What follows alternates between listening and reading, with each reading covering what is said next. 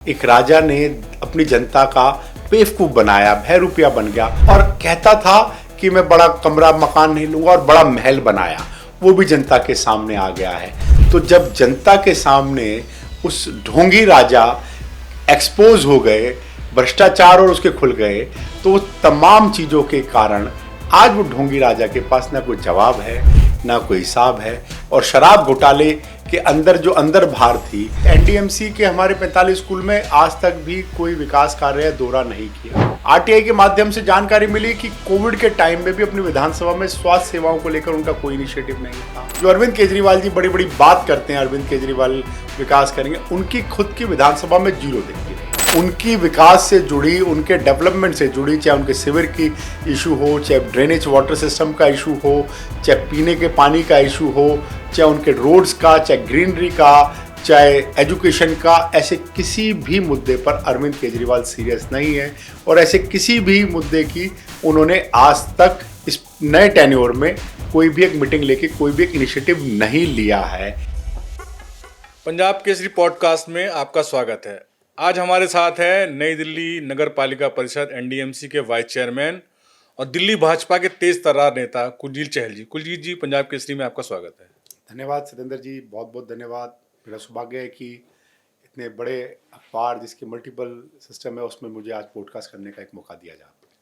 कुलजीत जी, आप एनडीएमसी के vice chairman हैं और जो वहाँ की जो नई दिल्ली सीट है, वहीं से दिल्ली के पूर्व मुख्यमंत्री आते हैं जो कि 9 साल तक, 9.5 साल तक मुख्यमंत्री भी रहे, अरविंद केजरीवाल जी।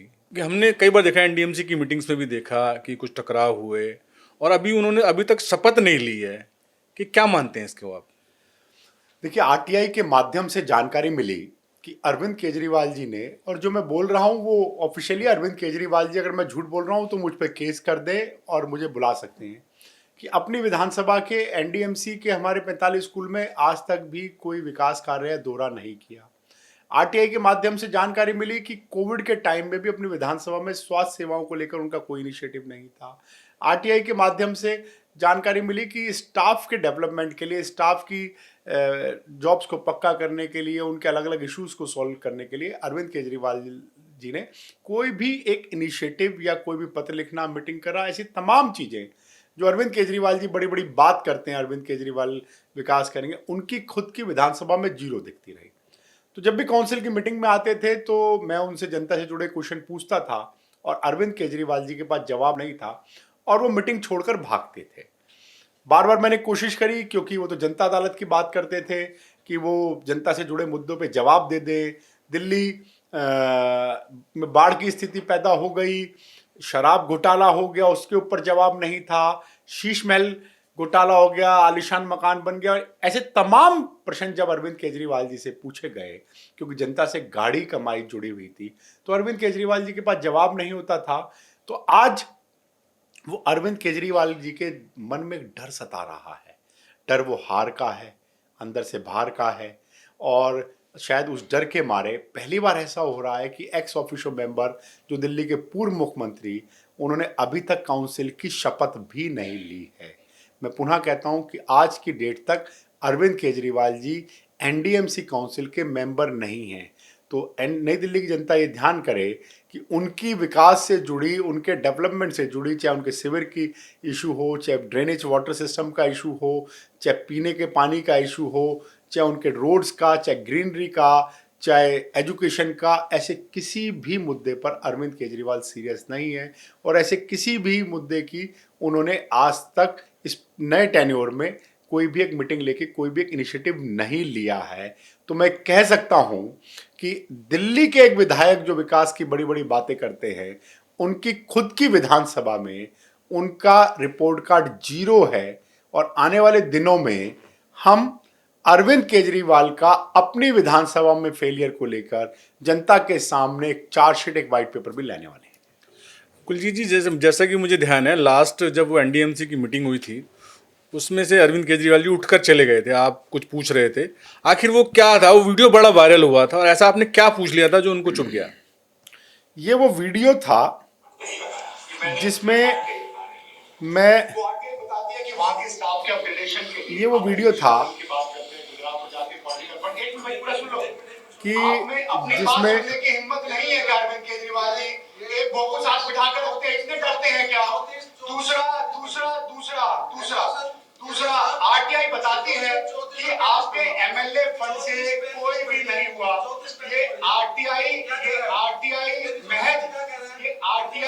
ये जब पूछा गया और जब अरविंद केजरीवाल जी से ये पूछ के जब आखिरी तक पूछते रहे, मैं हर जवाब का जवाब नहीं दे रहे, अब अरविंद केजरीवाल जी डर के भागेंगे।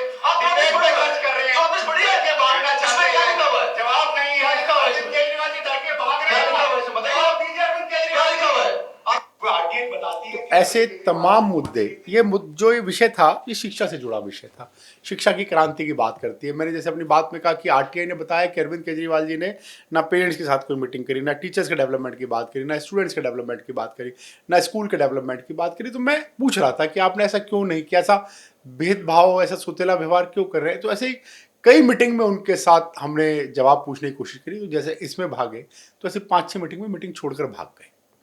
नहीं, अभी जो आजकल दिल्ली में दिख रहा है कि मेरा केजरीवाल ईमानदार है, केजरीवाल फिर आएंगे, ऐसे होर्डिंग्स में दिल्ली पटी हुई है, क्या कहते हैं आप? मैंने तिहाड़ जेल के बाहर भी एक होर्डिंग लगा देखा कि केजरीवाल फिर आएंगे। किसी एक राहगीर से चलते हुए मैंने गाड़ी रोक के पूछा, शायद वो भी अंदर से छूट के बाहर आ रहा था, तो उसने कहा, भाइयों केजरीवाल दोबारा जल्दी आओगा।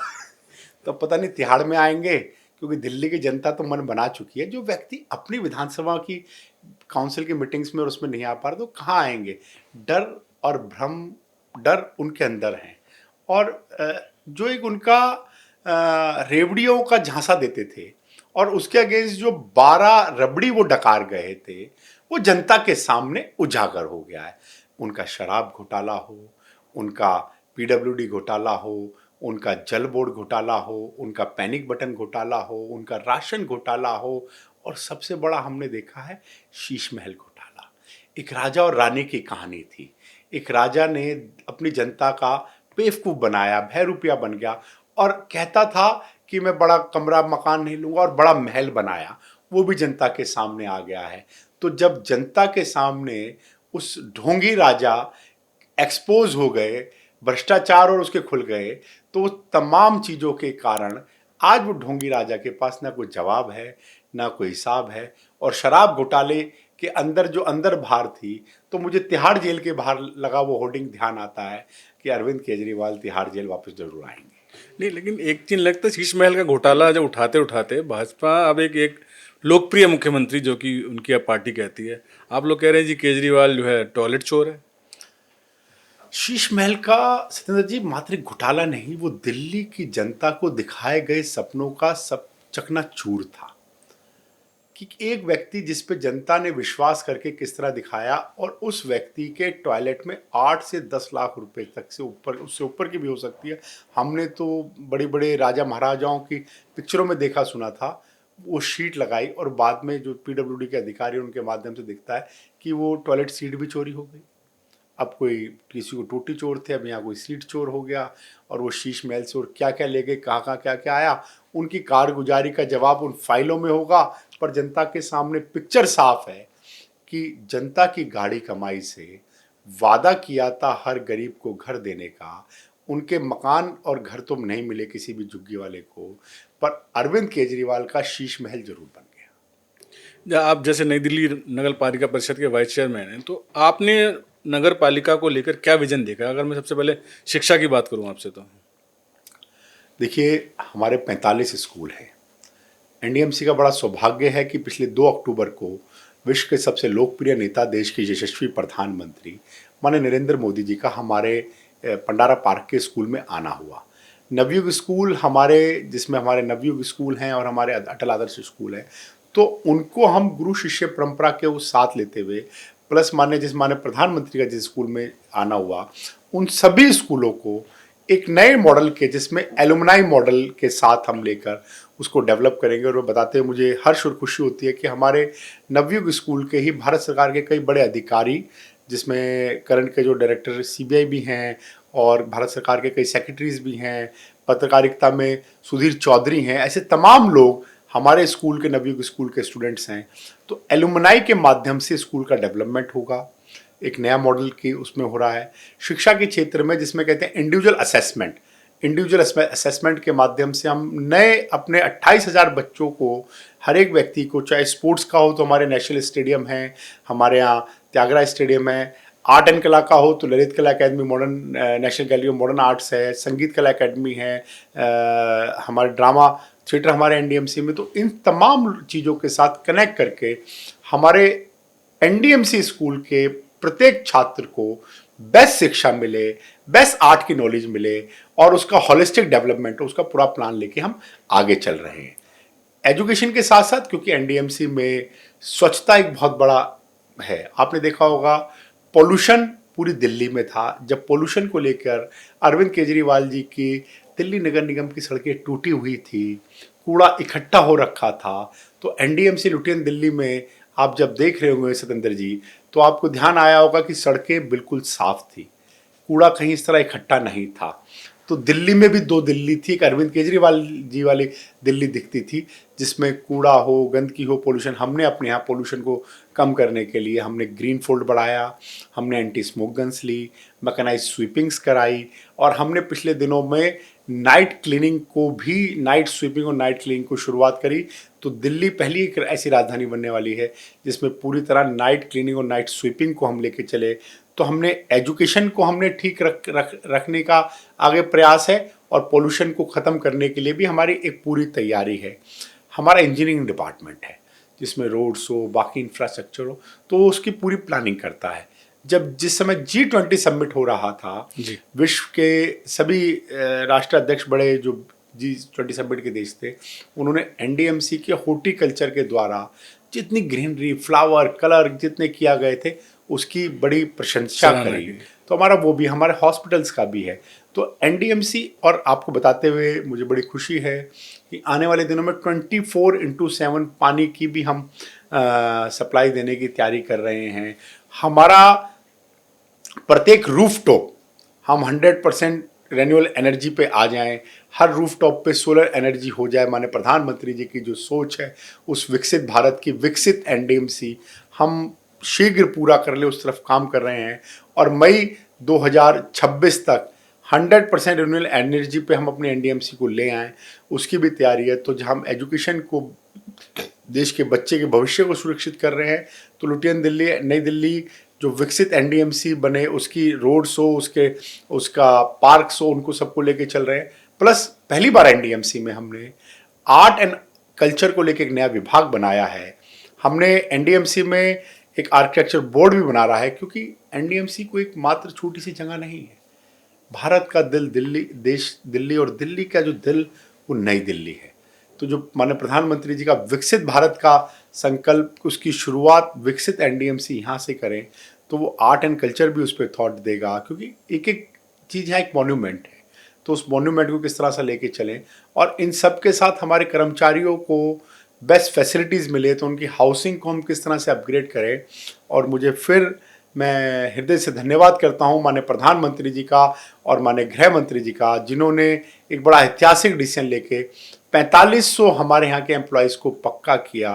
तो ऐसे तमाम बहुत लंबी फेयर लिस्ट है विकास की, चाहे हेल्थ हो, चाहे एजुकेशन हो, चाहे सिक्योरिटी हो, चाहे महिलाओं के लिए सेफ्टी के लिए कैमरेज हों, चाहे पार्क हो, दिल्ली के सबसे बढ़िया पार्क, चाहे नेहरू पार्क हो, चाहे लोधी गार्डन हो, उनके डेवलपमेंट के हों। ऐसे तमाम विकास के नए कार्य हम करते आए हैं, और आने वाले दिनों में और नई चीज़ें जो भारत में पहली बार कुछ चीज़ें देखने को मिलेंगी वो एनडीएमसी करेंगी। एक मैं और आपसे पूछना चाहूँगा, जैसे दिल्ली का दिल है कनॉट प्लेस, और कनॉट प्लेस में जनपथ मार्केट है, अगर उससे थोड़ा और आगे चले जाएं सरोजी नगर मार्केट है, तो इन मार्केटों को देख के लगता है जैसे प्लास्टिक के उन लोगों ने डाले हुए हैं या अतिक्रमण है, और मतलब उन मार्केटों का स्वरूप लगता नहीं कि वो कनॉट प्लेस से मैच कर रहा है। तो उसके विकास की कोई योजना है मार्केटों के? सतेंद्र जी, बहुत अच्छा सवाल पूछा आपने।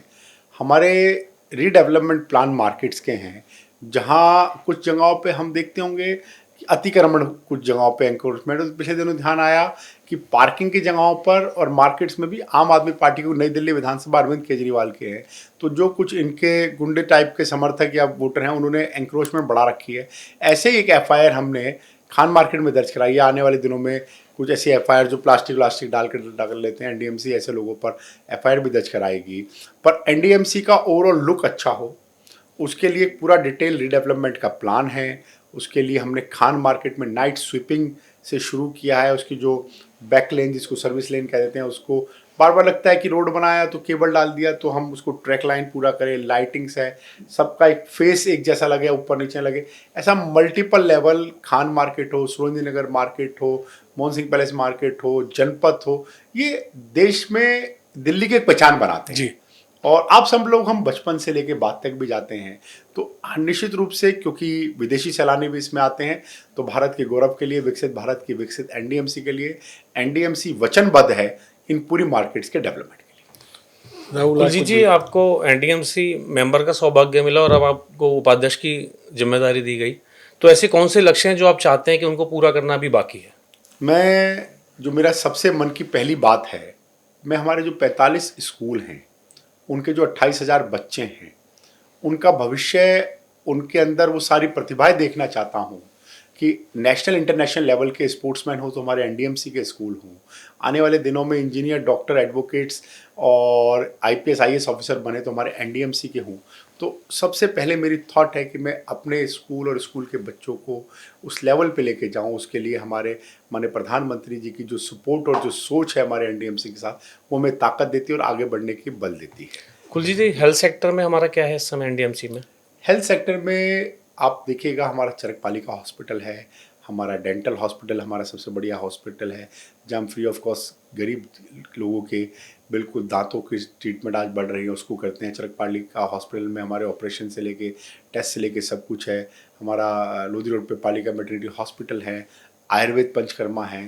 तो एनडीएमसी, चाहे वो आयुर्वेद, चाहे पंचकर्मा हो, चाहे वो डेंटल पे हो, चाहे पूरा हॉस्पिटल हो, हम अपनी फैसिलिटीज़ को, चाहे हमने अपग्रेडेशन ऑफ एक्सरे मशीन्स हो, बेड्स हो, एमआरआई मशीन्स हो, डेंटल के लिए हो, मेटर्निटी के लिए हो, उस जगह पर जो लोधी रोड वाला है उसमें ऑपरेशन थिएटर डेप, तो हेल्थ के सेक्टर में भी पूरा एक कम्प्रीहेंसिव प्लान बना के आने वाले दिनों में एक वेटर्निटी, क्योंकि दिल्ली में सब लोग पालतू जानवर भी रखते हैं, तो वेटर्निटी हॉस्पिटल जो हमारा था, उसके नया एक वेटर्निटी हॉस्पिटल की भी हम एक नई शुरुआत करने जा रहे हैं। आपके नई दिल्ली विधानसभा की बात करें तो पूरी दिल्ली की तरह यहाँ भी पानी की दिक्कत है या आप इससे संतुष्ट हैं? गर्मी के टाइम पे पानी की बहुत समस्या आती है। आज एक लेटेस्ट है जो मैं आपके चैनल पे एक जान के देता हूँ कि अमोनिया के लेवल्स कुछ गड़बड़ हैं। तो मुझे हमारे ऑफिसर्स बढ़ा रहे थे, तो वो 120 mld वाटर सप्लाई है, लगभग 140 रहनी चाहिए, और अमोनिया के लेवल्स कुछ गड़बड़ है। तो मैंने कहा एक बार चेक कराओ और उसको मेजर करने के लिए ठीक क्या करते हैं, क्योंकि दिल्ली जल बोर्ड से पानी हम लेते हैं और आगे अपने कंज्यूमर को सप्लाई करते हैं। तो दिल्ली जल बोर्ड के जो पॉइंट्स हमारे यहाँ भेज रखे हैं, उसमें कई तरह की लीकेज और कई तरह के उसके फॉल्ट्स हैं, जिनको हमने एक प्लान लिया है, जिसको हमने कंसल्टेंट भी हायर किया है, हम टाइम बाउंड मैनर से उनको पूरा कर लेंगे। कुलजीत जी, एक आप ही के क्षेत्र में हनुमान मंदिर है कनॉट प्लेस में, लाखों श्रद्धालु वहाँ प्रतिदिन आते हैं। मंगलवार और शनिवार के दिन तो संख्या बहुत असीमित हो जाती है। वहाँ अक्सर ये देखने में आता है कि प्रॉपर पार्किंग की कोई व्यवस्था नहीं है। क्या भविष्य में ऐसी कोई योजना आपके लिए है?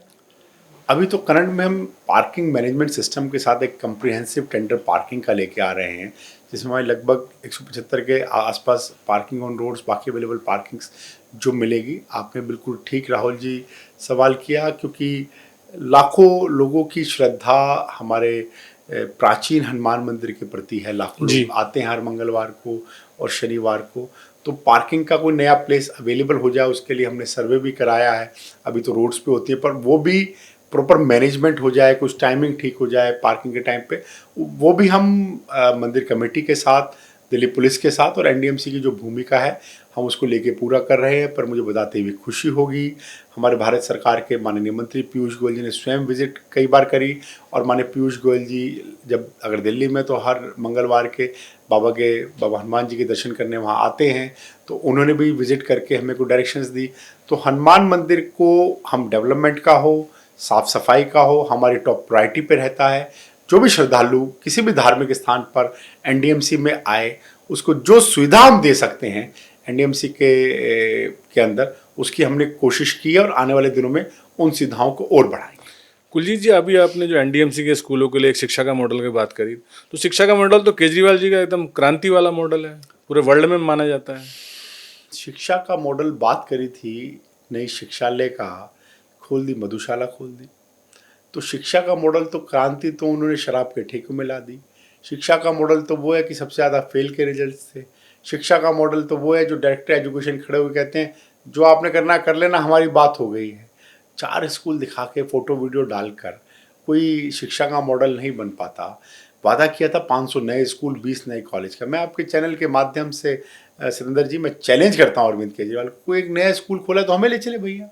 अपनी विधानसभा में कुछ किया तो वहाँ ले चलें शिक्षा के मॉडल में।